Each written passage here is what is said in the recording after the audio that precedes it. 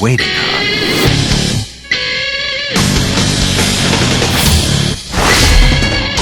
Hello everybody, welcome back to my Final Fantasy X lore series.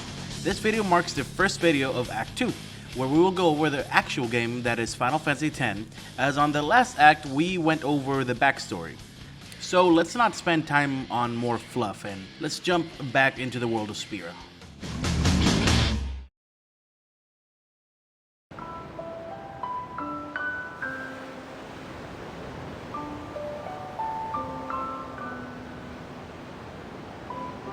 Chapter 11. Listen to my story.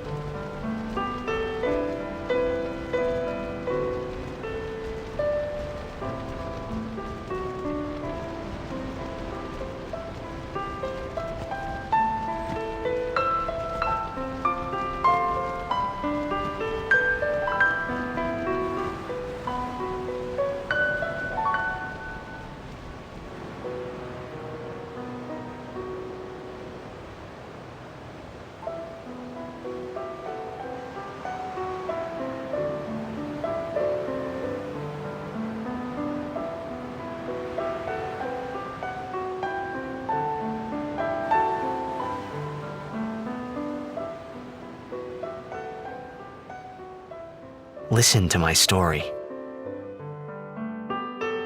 This may be our last chance.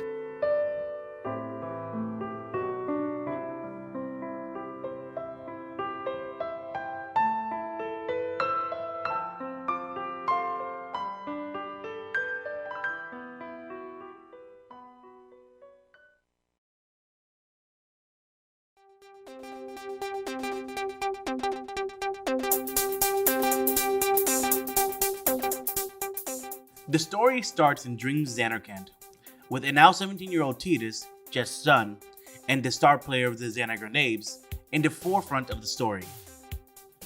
Technically, based on that intro you just saw, this whole story, up until we get back to that part, is all Tidus telling his friends his story. Why? Well, we'll get there eventually.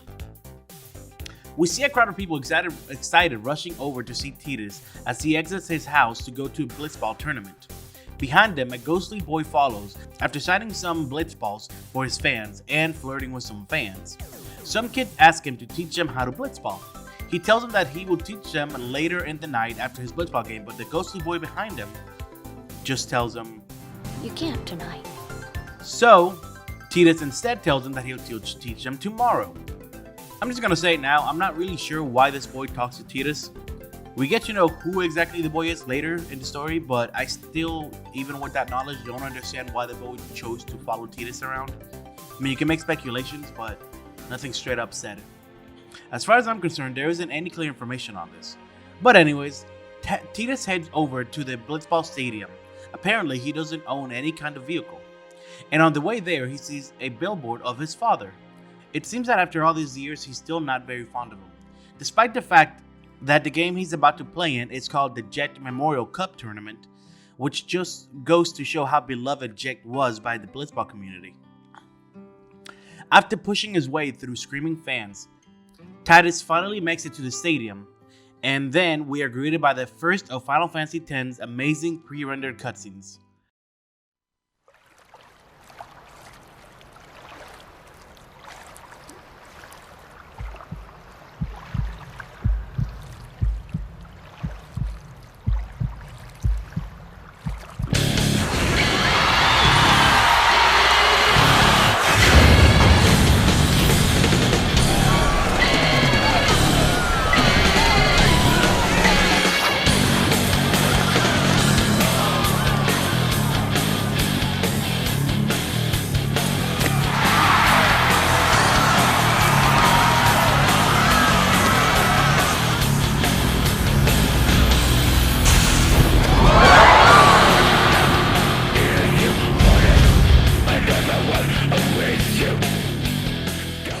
These looked unbelievably good back in the day, okay? Far outside of the stadium, somewhere in the city, on top of a building, we see an aged Orin. Apparently unsent can still age, or maybe they can change the way they look and he did this to make it believable that he's alive? I don't know. Orin raises a jug of alcohol at an oncoming wave, almost like giving the wave a greeting, or welcome. The wave isn't a wave, it's of course Sin. And who's inside of Sin? Jet. As the game continues with Titus smashing the opposing team, we see as gravity fluctuates as Sin gets closer to the city. Everyone runs in fear, but Orin continues calmly walking towards the Blitzball Stadium. As Titus dives up outside of the Blitzball sphere to kick the ball, he notices a giant wave coming towards the city and energy beams coming out of it, causing havoc across the city. Titus tries to hang on to a ledge as he falls back down, but he loses his grip and falls down to the stadium. And he survives this. I guess he could have fallen into the water. On his way out of the stadium, Titus meets up with Orin and they both make their way out together. Then suddenly, everything stops except for Titus, and he is confronted by the ghostly boy again. The boy simply says, It begins. What? and then time is restored to normal. Titus then catches up to Orin, and again, Orin shows them the mass sphere of water that was coming out of the ocean. This is when he tells Titus its name. We called it Sin. Presumably, Sin is chilling inside of the sphere of water. They are then both ambushed by some Sin scales. Yes, Sin scales are alive, and they're so big that they can actually be a threat. And Orin hands Titus a sword as a gift from Jet. Then the first fight of the game begins. As Sin scales continue to show up, Orin gives Titus some lessons in combat. For some reason, while everyone is running away from Sin, Orin seems to be leading Titus towards Sin. Eventually, they make it through an exploding bridge, but Titus doesn't quite make the final jump. He hangs onto the side of the destroyed bridge as he calls out to Orin to help him. Orin simply calmly looks up to Sin, to Jet, who is now floating right above them, and asks him, You are sure?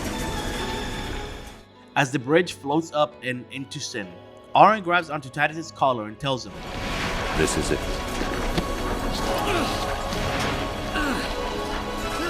This is your story.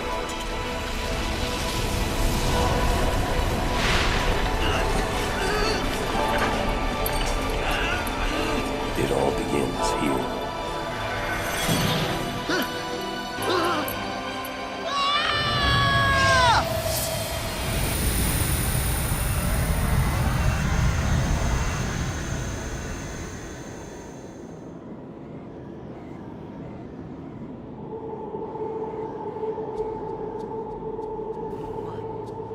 Chapter 12, Out of the Frying Pan and Into the Freezer.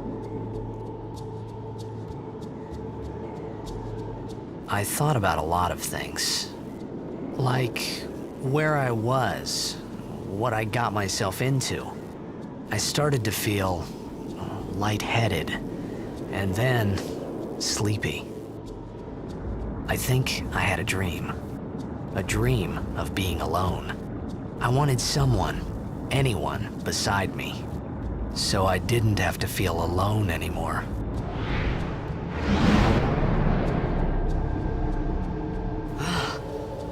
Titus wakes up in the sunken ruins of some old city, alone. This is actually the ruins of the city Bhed, the city where Seymour and his mother were exiled to.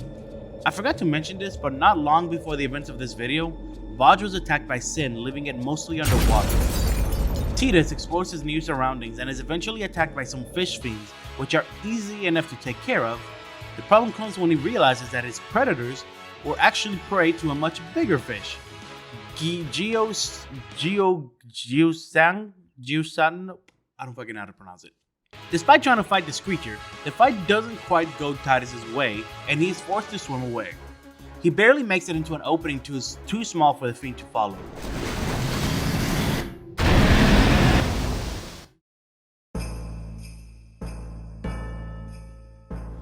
I had made it out of the frying pan and into the freezer. Here, he has access to the inside of the temple, which has remained unflooded for the most part. However, here he encounters his next enemy, the cold. After finding some flint and tinder, he manages to make a fire to stay warm. Titus eventually realizes that he's going to need food before falling asleep and dreaming about a honestly pointless memory with Oren and the ghostly kid, which always makes me laugh because of this one line. I thought you'd be crying. Who? Me? You cried. I just love how he steps out of nowhere just to be like, yeah, bitch, you cried. So anyways, Titus wakes up and realizes the fire is about to die. After begging the fire to wait a little longer till he finds more wood, because that's where he's at mentally right now, he realizes he's being hunted by yet another fiend, the Nimble Click. Yeah, not the most threatening name. This starts yet another boss battle, and that Titus is likely to lose until some people dressed in strange getup blow through the temple doors, and a girl among them help Titus with the fight. Together, Titus and this quiet girl are able to defeat the fiend, but after showing Titus her face, the rest of the girl's crew grabs Titus and starts speaking in a language he doesn't understand. By the way, this pink text means they're speaking in this language. The text is just translating it. They assume for some strange reason that he is a fiend in human disguise. I'm not sure that we've seen any fiend do that. Well, I mean, I guess we have. And they decide to kill Titus, but the girl intervenes and tells them that they should take Titus with them instead. She approaches Titus, and after apologizing, Kuno. she knocks Titus out. Titus is not having a good day.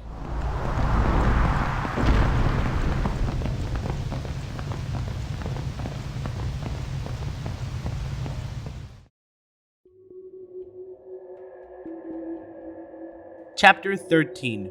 We are Bhed. Titus wakes up on a ship surrounded by the people who captured him, and they're still being dicks. When the girl that punched him walks out to him, she holds him as one of the men start doing this. Right, whatever. Bro, you're the one just doing caveman grunts and hand gestures instead of talking. Anyways, after Titus frustrates the men enough, the girl finally speaks to Titus in Spiran, or as we know it, English. He said you can stay if you make yourself useful. That is not what he said, but okay. The girl explains that they're looking to activate some ancient ruins underwater to see what they can salvage, so not having much of a choice, Titus agrees to help them. Underwater, we see what seems to be some kind of building. After Titus uses his engineering expertise,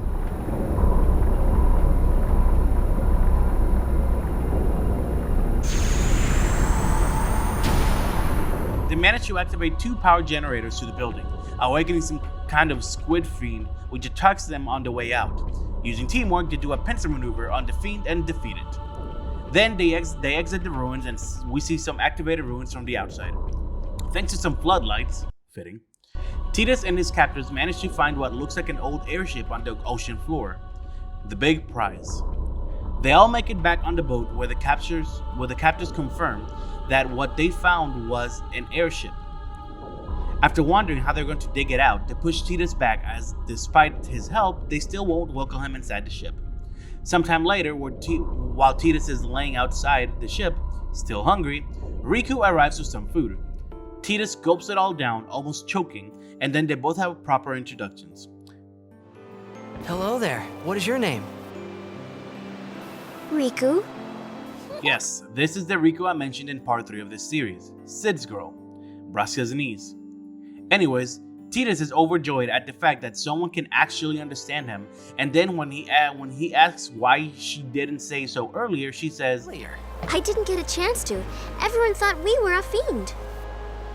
Riku explains that we means you, but what I want to know is why they would just assume he's a fiend.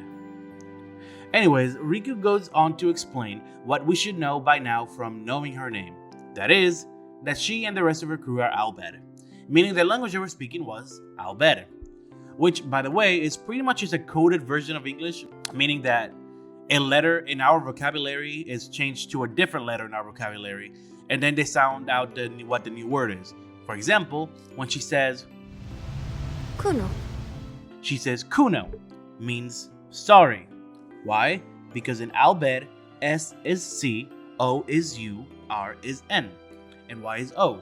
So you code that into Bhed, and what you get is Kuno.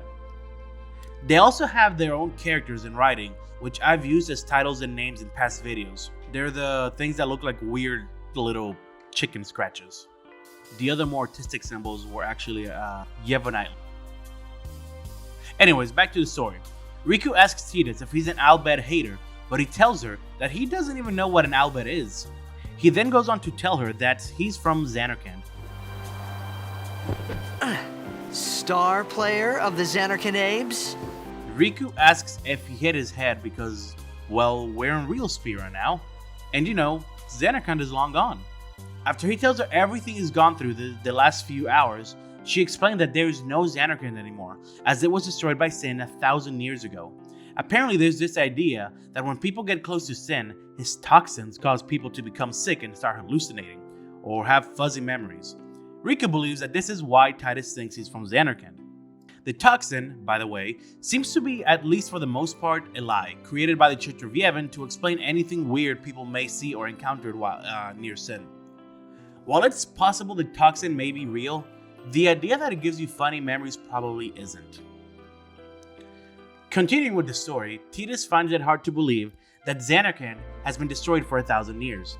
Riku, picking up on him saying that he played blitzball, tells him that he should go to the city of Luca, as he may find someone he recognizes there, probably because that's where the blitzball tournaments are held in Spira. Noticing how hopeless Tidus would be by himself, Riku promises him that she'll get him to Luca. Before going back to her crew, she tells him not to mention to anyone that he's from Zanarkand, as some people consider Zanarkand a holy place now and he might upset someone. Then she leaves to go into the boat. As Tidus sits outside on his own, he begins to ponder. My Zanarkand? Some kind of holy place?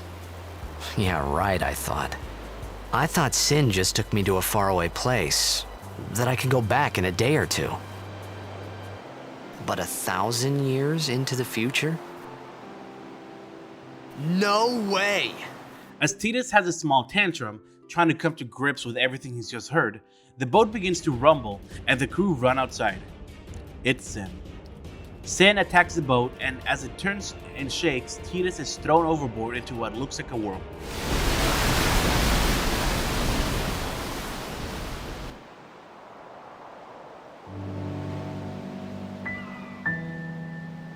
Chapter 14, Besaid Island. Once again, Tidus wakes up underwater, but this time in a much prettier beach. He calls out to Riku when suddenly,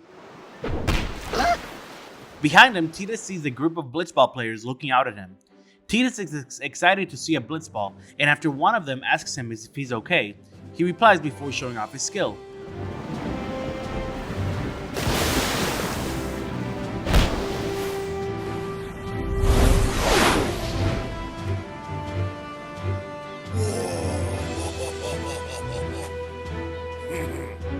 All of them are amazed, but one in particular seems to get an idea. Yes, that was Waka. Yes, this is the Besaid Aurochs, the team with the record of the most consecutive losses. I wonder what idea Waka just got after seeing Tidus do that move. After Tidus makes it to the shore, Waka asks him if he could do that move again. Tidus, who's just excited to finally be around some like-minded people, does his move again, and Waka, realizing that he's no amateur, asks him who he plays for. They're all shocked when they hear him saying that he plays for the Zanarkand Abes. Noticing this, Tidus uses the Sin's toxin excuse to save himself. Hearing that he was close to Sin, they all praise Yevon for the blessing of Tidus being alive while doing this peculiar movement with their hands. A movement we've seen people do before in Dream Zanarkand. Anyways, after some introductions, Waka decides to take Tidus back to Besaid village for some food and rest. Before that, Tidus asks Waka if Zanarkand was really destroyed 1,000 years ago, just to make sure Riku wasn't lying. This is when we hear how ingrained Yevon's lies have become throughout the millennia after the Machina War. Long time ago, there were a whole lot of cities in Spira. Big cities with machina, machines to run them.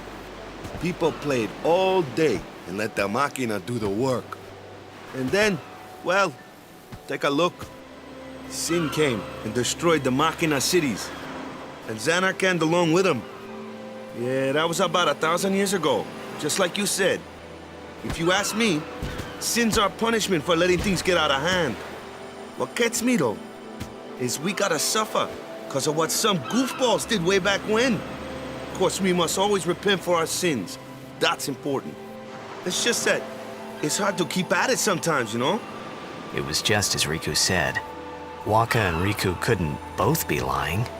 Why would they? So getting the same general story from two completely separate strangers, Tidus comes to the conclusion that it's true. After Waka jokes with Tidus some to cheer him up, they continue on their way. But Tidus continues to think, maybe if Sin is what brought him here, then Sin could take him back too. But until he finds Sin to try and test the theory out, Tidus decides that he would just live and enjoy life without worrying about when or where he was. Down the road, they come across a cliff where Waka plays a friendly prank on him?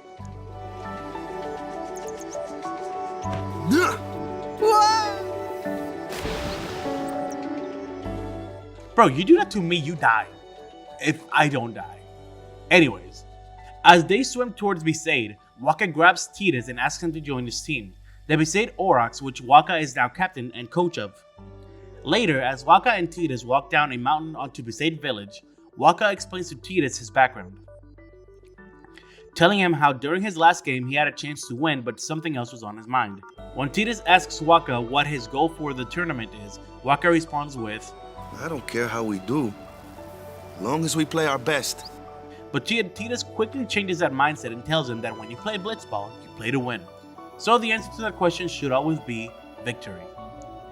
They later meet Luzu and Gata, two crusaders, and then finally they make it to Besaid village, Waka's home.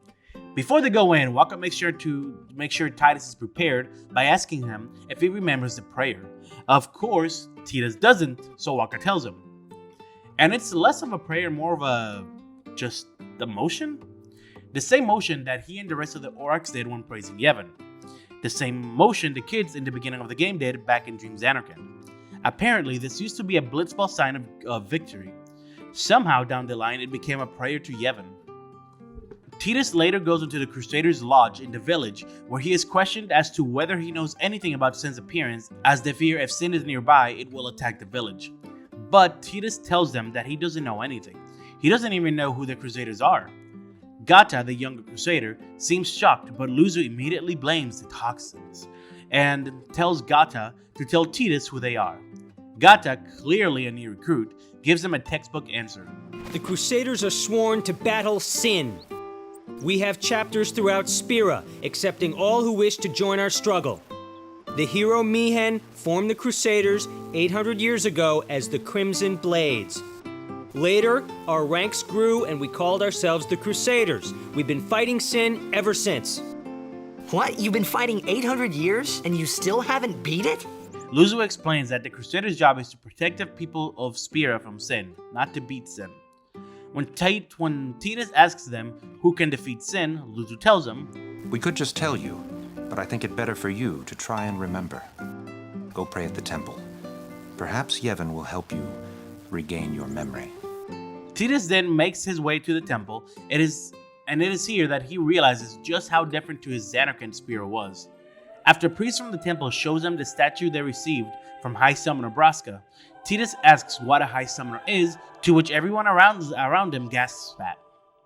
Feeling the palpable sense of awkwardness he just caused, once again, he uses the toxin as an excuse.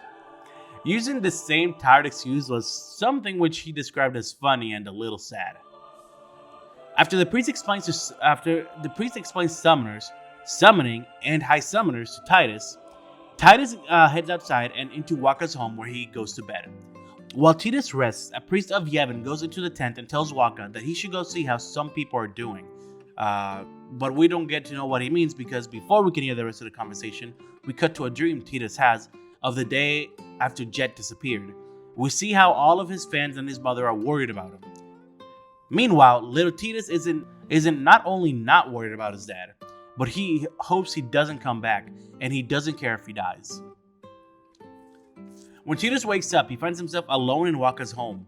He goes to the temple, and there he finds Waka, who tells him that he's worried about the apprentice summoner who went into the cloister of trials of the temple for their training and hasn't come back out in over a day.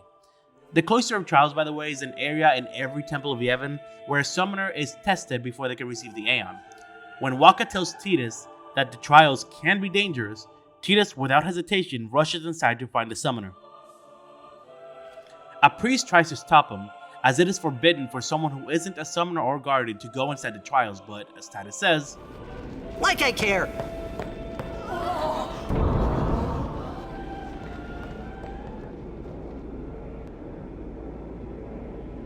Maybe this wasn't such a good idea after all.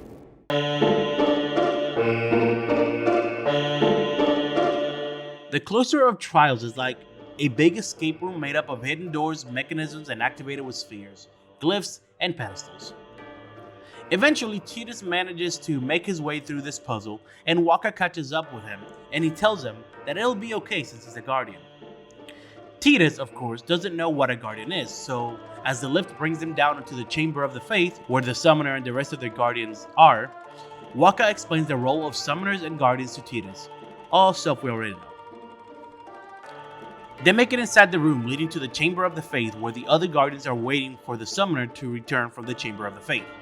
Of course, we know these guardians. They're Lulu and Kimari, meaning that we know, of course, who the summoner is. It's Yuna. I know it's obvious, but I like my suspense, alright?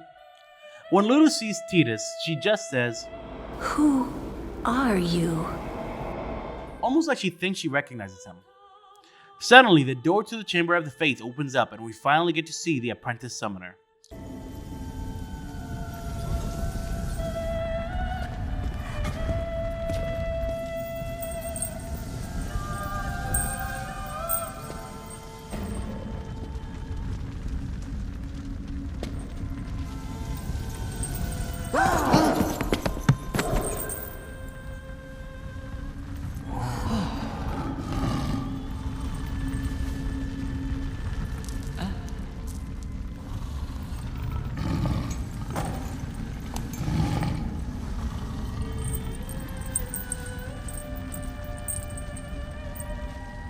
I've done it.